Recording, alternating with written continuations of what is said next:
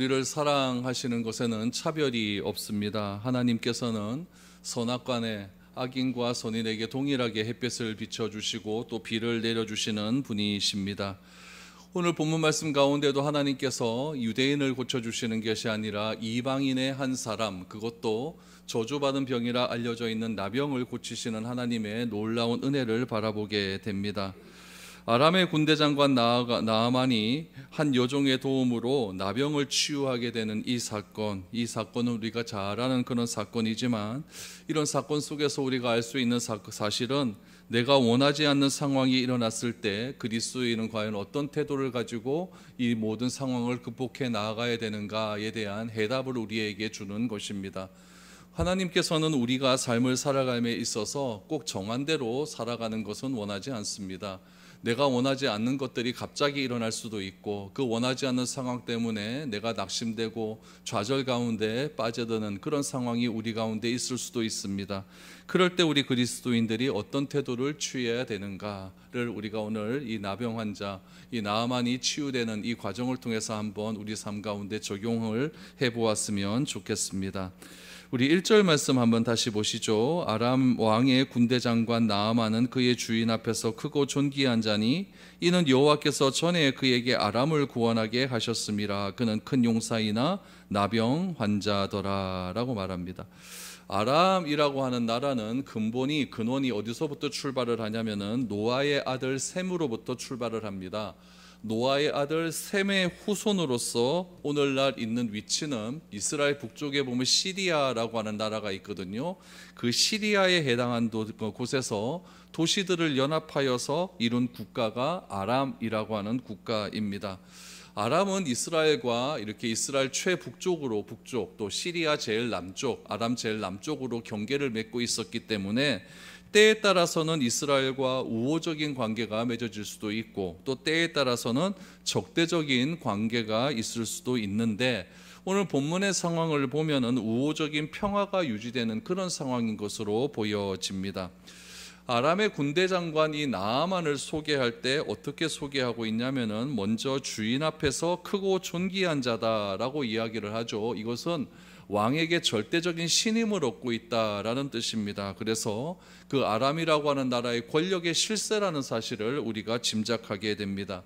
이것은 나아만이 인맥이나 운이 좋아서 권력을 얻은 것이 아니라 뛰어난 역량과 충성심을 기초로 해서 주인이었던 아람 왕에게는 없어서는 안 된 인물로, 그 국가의 큰 공을 세운 인물로 소개를 하고 있습니다. 그래서 오늘 1절 말씀을 다시 보시면 그에게 아람을 구원하게 하셨다라고 하는 사실을 언급하고 있습니다.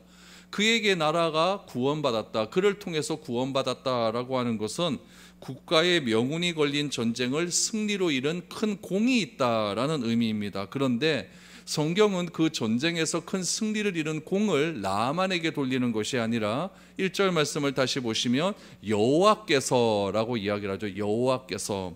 그러니까 그 전쟁에서 승리하게 된 이유가 어디에 있느냐? 하나님의 은혜로 말미암아 그 전쟁을 승리하게 되었다라는 것을 알 수가 있습니다. 여기서 우리가 알 수 있는 사실은 하나님의 은혜는 꼭 하나님의 택한 사람, 예수님을 믿는 사람, 그에게만 내려지는 것은 아니다라는 것을 알 수가 있죠. 이 나아만 장군은 이때까지는 아직까지 하나님을 몰랐던 사람 아니겠습니까? 그 하나님을 몰랐던 사람에게 하나님께서 은혜를 베풀어 주시어서 전쟁에서 큰 공을 쌓게 하시고, 그 공을 통하여서 왕에게 인정받고 나라의 큰 실세, 권력을 얻었다라고 하는 것은 이 세상에서 성공을 거둔 것 아니겠습니까? 그 성공을 누가 이루어 주셨다? 하나님께서 이루어 주셨다라는 것이죠. 그래서 우리 주변에도 봐도 예수 안 믿는데도 잘 먹고 잘 사는 사람이 얼마나 많습니까? 예수를 안 믿는데도 큰 권세를 얻고, 예수를 잘 믿는데도 큰 부를 얻고, 예수를 안 믿는데도 가족 간에 평안하는 그런 사람들이 우리 주변에도 종종 볼 수 있는 것은 하나님께서 그들에게도 은혜를 베풀어 주실 수 있다라는 것을 알 수가 있는 것이죠. 나아만이 처음에는 몰랐습니다. 자기가 이렇게 잘 되는 것이 하나님의 은혜인 줄 몰랐지만은 하나님을 알게 된 이후에 하나님의 은혜로 말미암아 나병이 고쳐지고 낸 이후에는 하나님의 은혜로 성공할 수 있었구나라는 것을 뒤늦게 깨닫게 되는 것이죠. 우리도 그렇습니다. 우리도 오늘을 살아가면서 큰 어려움과 낙심되는 일들이 많이 있지만 그 어려움과 낙심되는 일들은 언젠가는 해결이 됩니다. 해결되고 난 다음에 우리가 다 뒤를 돌아본 다음에 뭐라고 이야기합니까? 다 하나님의 은혜였다라고 말하는 것 아니겠습니까? 그래서 우리가 낙심되는 일이 있다 할지라도 그것으로 우리가 좌절하지 말고 우리가 주저앉지 말아야 되는 이유는 무엇이냐면은 현실의 삶은 비록 어렵다 할지라도 나중에 다 하나님의 은혜였다라고 고백할 수 있는 그때가 반드시 올 것이기 때문에 그렇다라는 이야기죠. 그래서 하나님은 이스라엘만에만 하나님이 아니라 하나님은 모든 민족의 하나님이라는 것을 알게 됩니다. 이스라엘의 착각은 무엇이죠? 하나님은 나의 하나님, 우리만의 하나님이다라는 그런 착각을 가지고 있었다라는 것이죠. 그러나 예수님은 나만의 구원자가 아니라 온 인류를 위하여 십자가를 지셨다라는 사실을 우리는 꼭 기억해야 됩니다.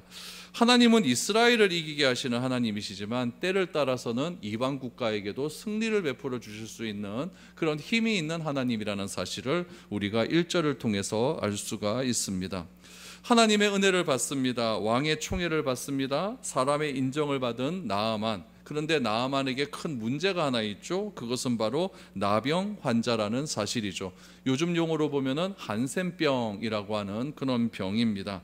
2절 3절 말씀을 한번 보시죠. 전에 아람 사람이 떼를 지어 나아가서 이스라엘 땅에서 어린 소녀 하나를 사로잡음에 그가 나아만의 아내에게 수종들더니 그의 여주인에게 이르되 우리 주인이 사마리아에 계신 선지자 앞에 계셨으면 좋겠나이다. 그가 그 나병을 고치리이다 하는지라 라고 나옵니다.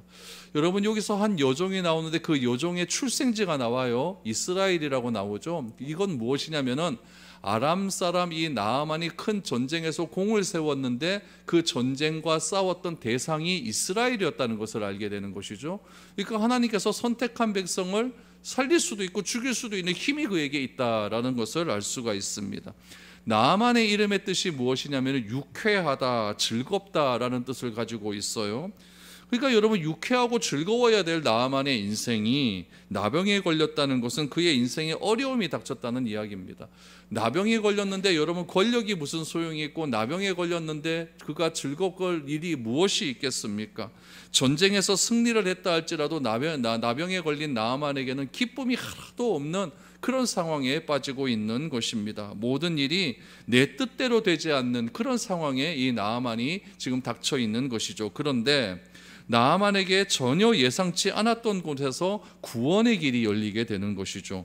그것은 무엇이냐? 과거에 이스라엘과 전쟁하던 중에 아람의 군대가 포로로 잡아온 이스라엘 출신 어린 소녀가 나아만 아내의 종으로 일하고 있었는데, 여러분, 그 아내의 여종으로부터 귀한 소식을 듣게 되었다라는 이야기죠. 그럼 이 전쟁이 언제 일어났던 전쟁이었는가? 여러분, 남유다 여호사밧과 아합 왕이 살아 있었을 때 아합이 한날 남유다인 여호사밧에게 와서 우리 아람을 좀 치러 가자라는 그런 전쟁을 하자라고 하는 그런 이야기를 한 적이 있었어요. 열왕기하 20장 2호에 보면 이런 이야기들이 나오게 되는데, 그때 여호사밧이 그렇게 하자라고 말을 하죠. 그런데 이 아합이 이상한 소리를 하지 않습니까? 나는 죽을지 모르니까 나는 이 왕의 옷을 벗어버리고 나는 일반 군사의 옷을 입고 나는 전쟁에 나가겠다라고 하면서 그렇게 전쟁에 참전하지 않습니까? 그 전쟁에 참석하다 아람의 군사 중에 한 사람이 우연하게 쏜 화살에 우연하게 화살을 맞고 아합 왕이 죽는 일이 일어났어요. 그 일로 인하여서 이스라엘 남북 연합군이 완전히 아람에게 패하고 아람 군대가 승리했다는 그런 이야기가 나오지 않습니까? 여기서 아마 이 어린 여종을 하나 잡아왔다라고 이렇게 생각을 할 수가 있는 것이죠. 이런 이 여종이 자신의 주인 나아만을 여러분 원수로 생각할 수도 있는 것 아니겠습니까? 이 어린 여종이었다고 한다면 한 12, 13 이런 아이거든요. 이런 아이가 여러분 부모를 떠나서 먼 아람이라고 하는 나라에 잡혀왔다는 이야기죠. 그러면은 이 어린 여종이 생각했을 때 나아만은 내 원수입니다. 원수죠. 그런데 이 여종이, 이 소녀가 자신의 주인 나아만을 원수로 생각할 수도 있었는데 나아만이 당하는 고통을 전혀 가볍게 여기지 않았다는 이야기죠. 내 주인의 남편이 이렇게 어려움을 겪고 있었다라고 하는 것을 늘 마음 가운데 생각하고 있었다는 이야기죠. 여러분, 이건 굉장히 중요한 의미를 담고 있습니다. 예수님도 이러한 것을 여러분 소홀히 여기지 않았어요. 우리 누가복음 6장 35절 말씀을 한번 보시죠. 여기 보면 이렇게 나와요. 오직 너희는 원수를 사랑하고 선대하며 아무것도 바라지 말고 꾸어주라. 그리하면 너희 상이 클 것이요 또 지극히 높으신 이의 아들이 되리니 그는 은혜를 모르는 자와 악한 자에게도 인자하시니라 라고 나와요. 하나님의 성품이 나오죠. 하나님은 어떤 하나님이신가? 은혜를 모르는 자와 악한 자에게도 인자를 베푸시는 분이 하나님이다 라는 이야기죠. 그렇기 때문에 하나님의 성품을 닮아가는 우리 그리스도인은 어떠해야 되는가? 원수도 사랑할 수 있어야 된다. 그 사랑을 어떻게 표현하고 있습니까? 무엇이라도 꾸어주라, 주라라고 말을 하고 있는 것이죠. 여러분, 우리는요, 나와 이해관계가 없고 어쩌면 손해를 끼친 사람에게도 은혜를 베풀 수 있어야 된다라는 것을 우리에게 말해주고 있어요. 왜냐하면 남들이 다 사랑하는 사람을 사랑하는 것은 이방인도 그렇게 한다고 예수님이 말씀하셨어요. 그런데 여러분, 바리새인이나 서기관들을 향하여서 하나님께서, 예수님께서 꾸짖으신 이유는 무엇이냐면은 이렇게 이 원수까지도 사랑한다고 하면서도 속으로는 그렇게 사랑하지 않고 남들에게 보이려는 행위를 많이 했기 때문에 그런 것 아니겠습니까? 하나님께서 우리에게 원수를 사랑해라 라고 말씀하신 이유는 그것이 그리스도인이 되었다고 하는 증거이기 때문에 그렇습니다. 그러니까 말씀대로 사는 것이 내 힘과 능력대로 될 수가 없다는 이야기죠. 내가 어떻게 나를 해하는 자를, 그 사람을 사랑할 수가 있겠습니까? 원수 같은 사람을 어떻게 사랑할 수가 있겠습니까? 그럼에도 말씀에 순종하는 삶을 살아갈 때에 하나님의 결론은 무엇이나 그 가운데서 기적이 일어난다라는 이야기죠. 내 힘으로는 안 되지만은 하나님의 말씀에 의지해서 내가 순종할 때 그 상황 가운데 기적이 일어난다는 이야기죠. 오늘 본문에도 똑같은 이야기가 나오고 있다는 이야기죠. 어린 소녀는 나아만을 생각할 때마다 그는 내 원수입니다. 그런데 나아만의 부인에게 무엇을 이야기하느냐? 사마리아의 엘리사 선지자라는 사람에 대한 이야기를 해줍니다. 소녀는 자신의 처지를 비관하면서 하루하루를 살아갈 수 있어요. 근데 우리 부모님 맨날 보고 싶고 엄마 아빠 보고 싶고 내가 엄마 아빠 품에서 그렇게 자라는 것이 참 좋은 일이다라고 생각할 수 있을 것 같은데, 자신의 처지와는 상관없이 이 소녀는요, 주변 상황에 그 어려움에 굉장히 민감한 그런 상황, 그런 사람 마음이 있었고 도움을 주려는 그런 마음이 있었다는 이야기죠. 결국 그녀는 하나님의 구원 역사에 있어서 여러분 아람의 한 사람을 여러분 구원하게 되는 완충제 역할을 하는 그런 사람이었다라는 것을 알 수가 있어요. 우리 인생 가운데도 우리 고사성어 가운데 이런 얘기 있지 않습니까? 세옹지마라는 말이 있잖아요. 불행이 다행일 수 있다라는 그런 뜻 아니겠습니까? 단편적인 시각에서 보면은 현재 당하고 있는 나의 고통이 굉장히 비극적인 삶일 수 있지만 우리를 이끌어 가시는 하나님의 시각에서 우리가 입체적인 시각으로 내 삶을 한번 되돌아본다고 한다면 현재의 내 상황을 통해서 하나님께서 무엇인가 일을 하시고 계시는구나, 일을 하시려고 지금 이러한 상황을 나에게 마련해 주시는구나 라는 것을 알 수가 있는 것입니다. 그러므로 나의 문제에 함몰되는 것이 아니라 하나님을 향한 믿음을 가지고 삶을 살아간다고 한다면 하나님께서는 반드시 우리에게 기적적인 일들을 베풀어 주신다는 그런 믿음이 우리 가운데 꼭 있어야 된다는 이야기죠. 포로로 잡혀온 이 소녀 하나가 나아만이 괴로워하는 문제를 해결하는 열쇠가 될 줄은 아무도 알지 못했습니다. 여러분, 종이 그 소녀 종 하나 있다고 누가 그걸 신경을 쓰겠습니까? 그러나 이 소녀의 말 한마디로 인하여서 나아만 집이 구원을 받고 나아만의 문제가 해결받았다는 것은 굉장히 큰 우리에게 주는 메시지가 있다라는 것이죠. 그러므로 내가 뛰어났기 때문에 내가 축복의 통로가 되는 것이 아니라 순종하는 마음으로 열려 있을 때 하나님께서 나를 사용하셔서 축복의 통로로 만들어 줄 수 있다라는 사실을 여러분 꼭 기억할 수 있기를 바랍니다. 바랍니다. 그래서 어떠한 상황 가운데서도 하나님께서 나에게 베풀어 주신 그 은혜를 기억하며 단편적인 것으로 나의 삶을 해석하지 마시고 입체적으로 해석하십시오. 그냥 단편적으로 해석한다는 것은 내 상황에 닥친 문제 때문에 내가 넘어지는 겁니다. 그러나 입체적으로 해석한다는 것은 내 문제 뒤에 계신 하나님을 내가 바라보고 신뢰한다는 것 아니겠습니까? 하나님은 항상 우리를 그렇게 이끌어 가신다는 사실을 꼭 기억할 수 있기를 바랍니다. 소녀의 말을 아내에게서 들은 나아만, 이 나아만이 어떤 태도를 보일까요? 여러분, 사람의 말의 권위는 어디서 나오냐면 그 사람의 직분에서 나와요. 권력에서 나와요. 그래서 한 거지 같은 소녀가 하는 말하고 여러분 높은 지위를 가진 그 사람이 하는 말하고는요 천지 차이가 있는 거죠. 높은 지위에 가진 사람이 말을 나에게 던졌다라고 한다면 그 말의 무게가 굉장히 크겠지만은 나보다 못한 사람이 말하는 것은요 별로 여러분 중요하게 여기지 않습니다. 지금 나아만의 권위는요 하늘을 찌르는 듯한 그런 권위를 가지고 있고, 나아만에게 그 문제를 해결할 수 있다라고 말을 한 이 소녀는요 여러분 저 밑에 있는 아이입니다. 그런데 저 밑에 있는 아이가 한 말을 나아만이 그냥 흘려듣지 않았다는 이야기죠. 여러분, 이것이 자기 마음 가운데 문제가 있는 가진 사람의 태도라는 이야기죠. 흘려듣진 않습니다. 그 말을 꽉 붙들어 버리는 거죠. 그래서 어떻게 이야기하느냐? 왕에게 이야기를 합니다. 여러분 4절에서 6절 말씀을 보시죠.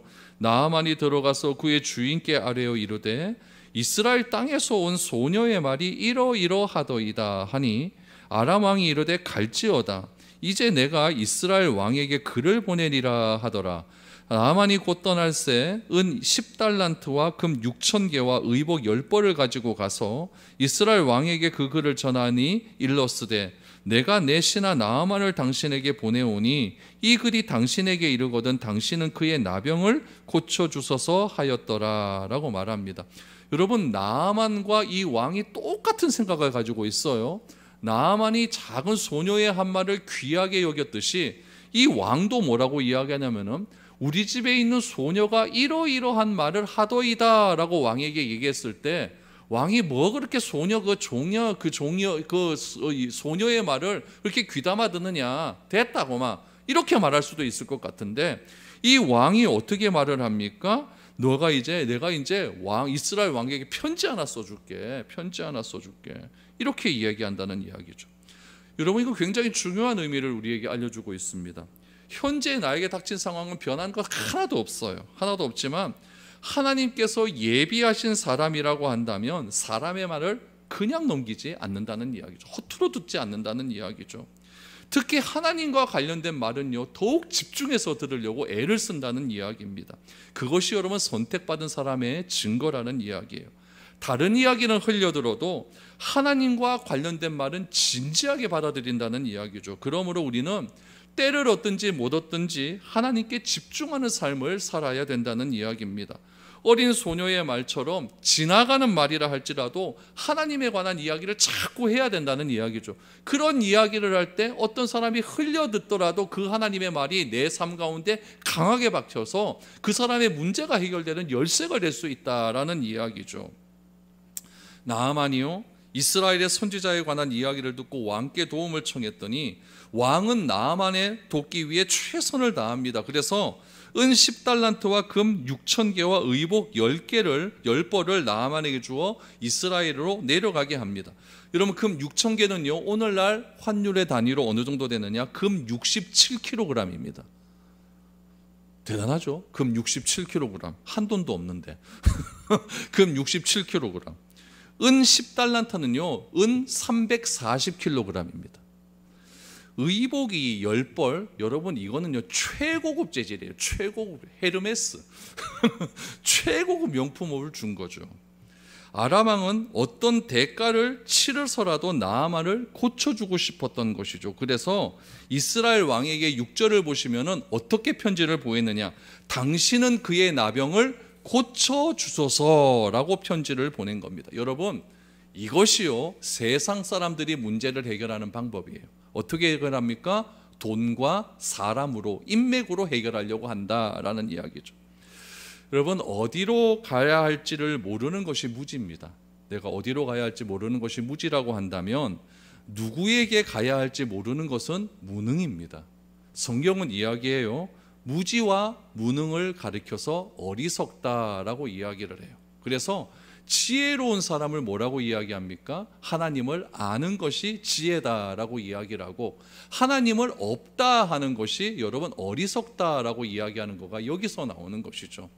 지혜로운 자는 하나님을 찾게 되죠. 그러나 지혜롭지 못하기 때문에 내가 가지고 있는 돈과 인맥을 가지고 내 문제를 해결하려고 하는 그런 이야기가 오늘 본문에서 나오게 된다는 이야기죠. 그런데 이 편지를 받은 이스라엘 왕의 반응이 조금 이상합니다. 여러분 7절을 보세요. 이스라엘 왕이 그 글을 읽고 자기 옷을 찢으며 이르되 내가 사람을 죽이고 살리는 하나님이냐? 그가 어찌하여 사람을 내게 보내 그의 나병을 고치라 하느냐? 너희는 깊이 생각하고 저 왕이 틈을 타서 나와 더불어 시비하려 함인 줄 알라 하니라 라고 말합니다. 여러분, 이게 참 우리가 말을 잘해야 되고 말을 잘 들어야 된다라고 하는 이유가 여기서 나오는 거예요. 이스라엘의 왕이 보인 반응은 무엇이냐? 여러분, 굉장히 부정적으로 얘기하죠. 그런데 아람 왕이 지금 이스라엘 왕에게 보내는 편지는 도와달라라고 하는 것 아니겠습니까? 그러니까 말하는 쪽과 듣는 쪽이 상대방이 왜 그런 말을 했을까? 여기는 전혀 상관없어요. 내 입장에서만 그 문제를 바라보고 있다라는 것을 알 수가 있는 것이죠. 그러니까 아람 왕은 자기 신하 나암 왕의 병을 고치기 위해서 이스라엘에게 도움을 바라는 마음으로 편지를 보낸 것 아니겠습니까? 그런데 편지를 받는 이스라엘의 상황은 아람의 마음과는 전혀 반대의 마음을 보이고 있는 거예요. 지금 이스라엘과 아람의 상황은 좀 평화로운 시대라고 말을 하죠. 평화이지만 언제 전쟁이 벌일지 모르는 그런 상황에 있는 대치 관계에 있는 상황이었어요. 특별히 아람은요, 강력한 군사력을 가지고 있는 그런 왕이었고, 이스라엘도 너무 잘 알고 있는 나아만이 누구였느냐? 얼마 전에, 몇 년 전에 우리와 전쟁을 해서 승리를 이끈 전쟁의 영웅이었거든요. 그 전쟁의 영웅이 나병에 걸렸는데 그 나병도 이스라엘 왕이 잘 알고 있어요. 이 나병이 어떤 병입니까? 율법에 보면 이 나병에 걸린 사람은 다 그냥 같이 있지도 못하는 병이에요.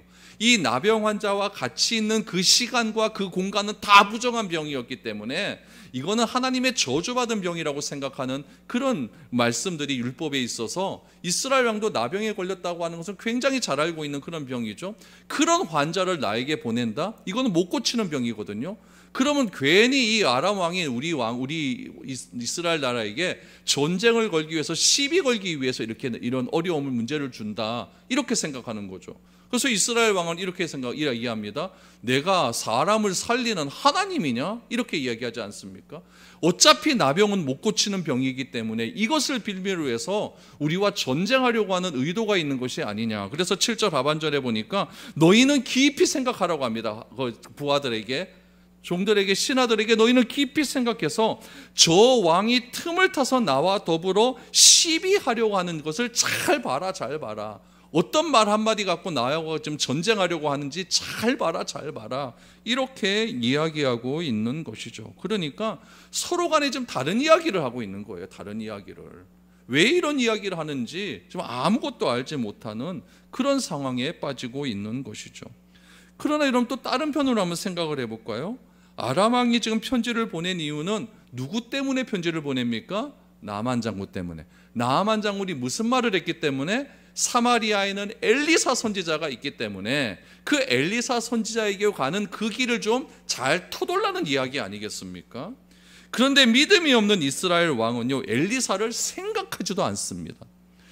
아람 왕이 엘리사에 대한 정보를 얻은 것이 여종이 여주인에게 이야기했고, 여주인은 남편에게 이야기했고, 남편 나아만은 왕에게 전달한 것을 통해서 이 아람 왕이 엘리사의 존재를 알게 되었다는 이야기죠. 한 여종이 전한 엘리사에 대한 이야기가 여러분 온 나라에 퍼지고 있는 겁니다. 아람이라고 하는 온 나라에 퍼졌어요.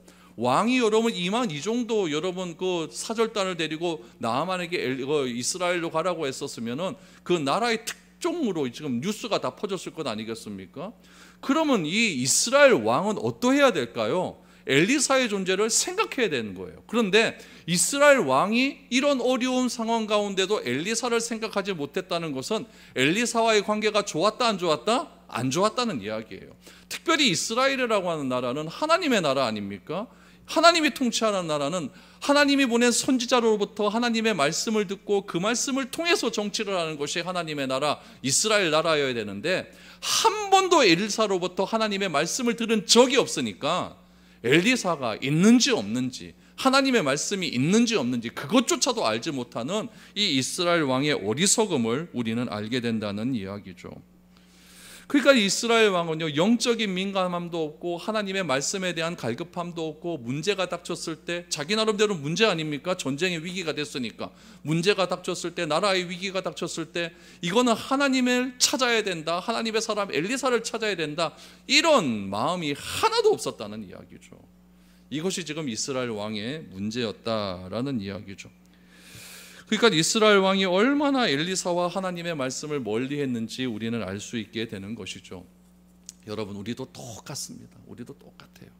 아무런 문제가 없을 때 우리는 뭐 해야 될까요? 하나님을 더 깊이 알아야 됩니다. 그래야만 문제가 생겼을 때에 그 하나님이 나에게 어떤 하나님인지 알고 있기 때문에 그 하나님에 대한 암과 믿음을 가지고 그 문제를 해결할 수가 있는 거예요. 제자들이 여러분 폭풍 가운데 걸어오시는 예수님을 알아보지 못하고 뭐라고 했죠? 유령이라고 했습니다. 유령이라고 했어요. 평생을 몇 년을 같이 달려온 그런 제자들이 예수님을 보고 유령이라고 말하지 않습니까? 그 전날 밤에 어떤 일이 있었어요? 오병이어의 기적이 있었잖아요. 그런 놀라운 기적을 경험하고도 이 제자들은 유령인가 하여 소리를 질렀더라라고 말을 합니다. 여러분, 믿음이 없으면 하나님이 보이지 않습니다. 믿음이 없으면 자포자기하는 마음만 생깁니다. 그러나 믿음을 소유하게 되면 하나님이 탁 보이기 시작을 합니다. 여러분, 이런 일을 너무나 잘한 사람이 사도 바울이었어요. 사도 바울의 고백을 우리가 들음으로 오늘 본문의 말씀을 마무리하겠습니다.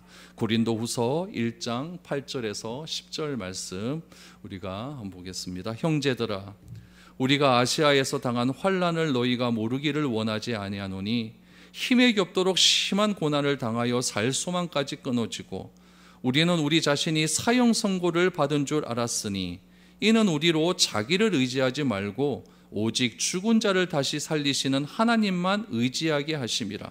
그가 이같이 큰 사망에서 우리를 건지셨고 또 건지실 것이며 이후에도 건지시기를 그에게 바라노라. 아멘.